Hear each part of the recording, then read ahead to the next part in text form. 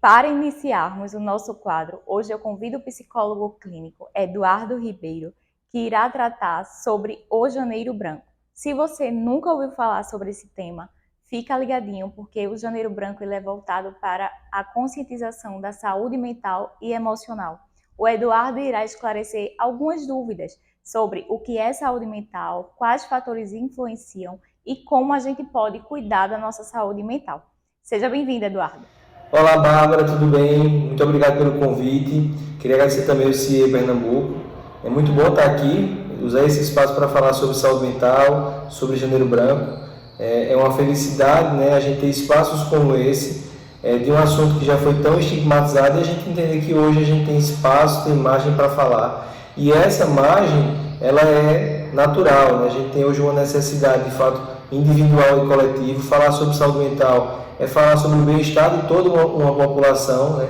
A gente tem hoje uns elementos que mais impactam no afastamento do trabalho, são as questões emocionais de saúde mental. Então é de fato uma necessidade falar sobre esse assunto. A gente vai começar com a pergunta, né, do que é saúde mental. Primeiro é importante a gente entender que não existe uma definição fechada sobre saúde mental, porque ela foge um pouquinho da dicotomia saúde e doença. Então saúde mental é mais do que falar sobre saúde e sobre doença. A OMS ela traz a concepção de que existem alguns elementos na vida do sujeito, né, físico, biológico, social, emocional, financeiro, e que tudo isso impacta na nossa vida e na nossa saúde mental. Como esse sujeito ele lida com tudo isso que está ao seu redor, como é que ele devolve para o mundo essas expectativas, essas cobranças, como é que ele gerencia tudo isso, é que vai falar sobre o bem-estar ou não dessa saúde mental do sujeito. A gente está falando aí também sobre inteligência emocional. Algumas pessoas acham que inteligência emocional é controlar as emoções, mas a inteligência emocional, na verdade, é como a gente lida com as situações cotidianas, né?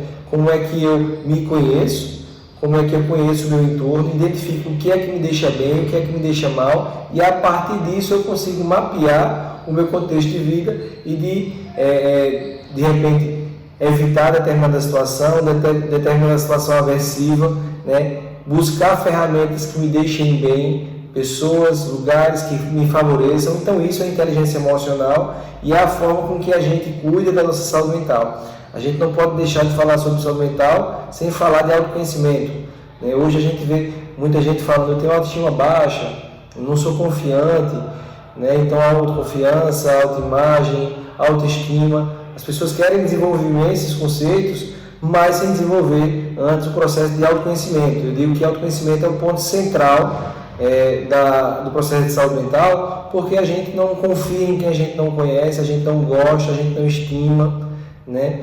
É difícil que eu tenha uma imagem boa de mim se eu não sei de fato quem eu sou, quais são as minhas características, aptidões, dificuldades. Então tudo isso passa pelo processo de autoconhecimento.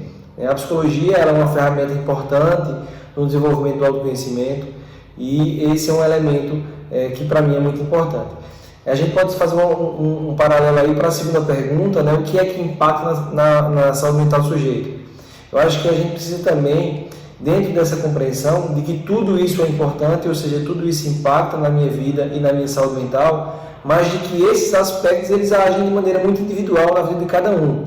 A gente precisa fugir um pouquinho ali daquela ideia dos 10 passos para ser feliz, as 10 formas de ter saúde mental, porque como eu estou dizendo que é individual e é subjetivo, tem pontos que talvez façam bem a Eduardo, mas não façam bem a Joãozinho, porque são pessoas diferentes. Só que para o Joãozinho se conhecer e ele ver Eduardo fazendo determinada ação e ver que Eduardo está bem, Joãozinho quer imitar, quer fazer igual, só que são pessoas diferentes, processos diferentes. E aí eu vou dar um exemplo, Eduardo gosta de fazer academia, mas Joãozinho quer fazer também e não se pergunta se aquela é a forma de atividade física que ele mais gosta, que mais ele tem adaptação, que ele vai ter menos frustração e por não ter um processo de autoconhecimento bem estabelecido, acaba indo por caminhos que não são os seus e se frustrando também.